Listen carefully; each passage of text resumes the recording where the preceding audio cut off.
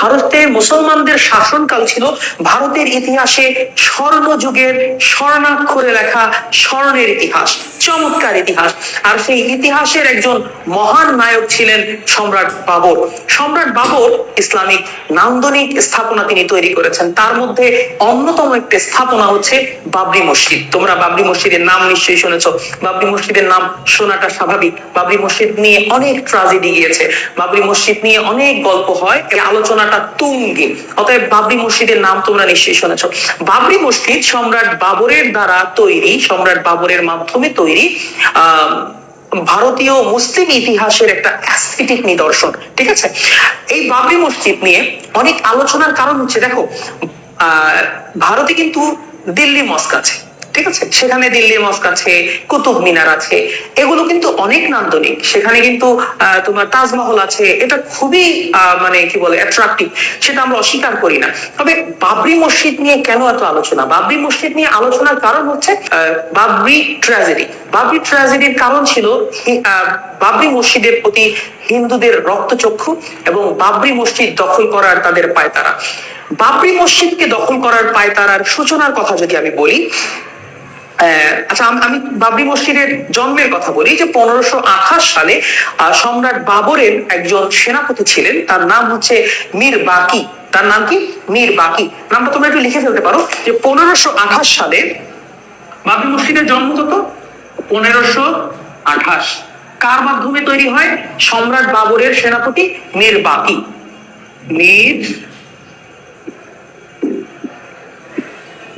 বাকি লিখে নাও। সম্রাট বাবরের তিনি কি ছিলেন? সেনাপতি। সেনাপতি, সম্রাট বাবরের সেনাপতি।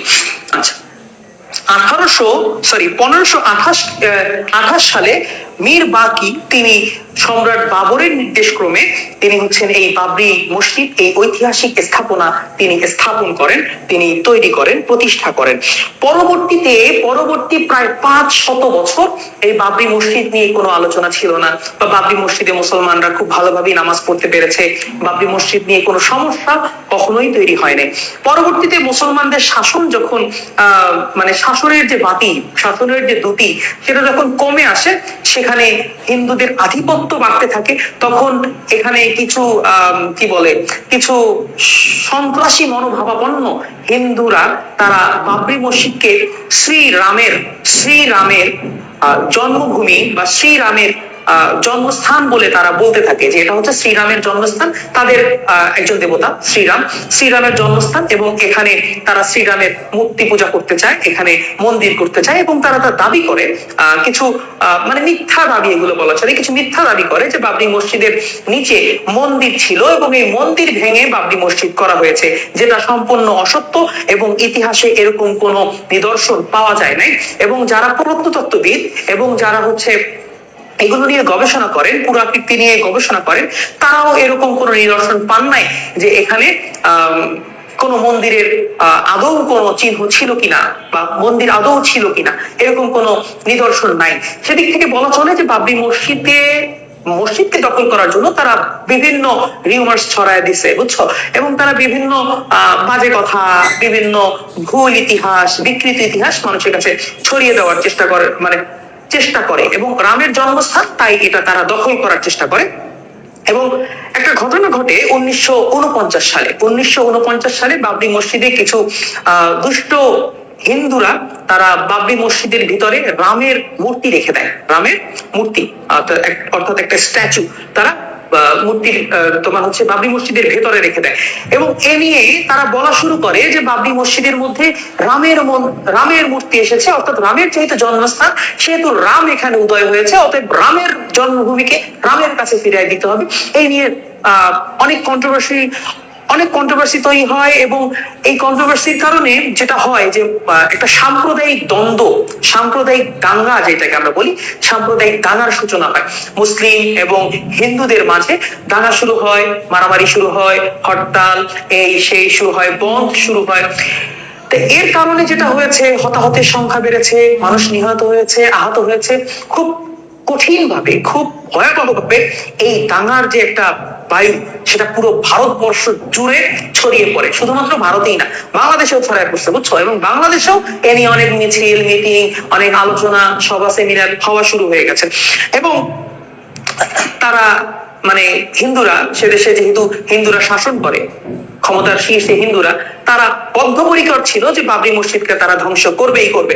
এজন্য তারা হচ্ছে বাবরি মসজিদ, বিভিন্ন সময় বিভিন্ন ট্র্যাজেডি ঘটতে থাকে, বাবরি মসজিদকে নিয়ে হামলা মামলা শুরু হয়ে যায়, মুসলমানদের সেখানে নামাজ বন্ধ হয়ে যায়, মুসলমানদের সেখানে নামাজ পড়তে দেওয়া হতো না, এবং ওই জায়গাটা বিতর্কিত জায়গা হিসেবে ওই জায়গাটাকে বন্ধ করে দেওয়া হয়, মুসলমানদেরকে আসা যাওয়া এবং মানে কেউ আসা যাওয়া করতে পারবে না, যেহেতু বিতর্কিত জায়গা, কেউ আসা যাওয়া করতে পারবে না। 500 বছর ধরে মুসলমানরা যেখানে নামাজ পড়েছে, মুসলমানরা যে মসজিদ তৈরি করেছে, যে মসজিদে মুসলমানরা ইবাদত বন্দেগী করেছে, যে মসজিদের ঐতিহাসিক স্থাপনার নিদর্শন আছে, সেই মসজিদে তারা মুসলমানদেরকে নামাজ পড়তে দেয়নি, সেটা বন্ধ করে দিয়েছে।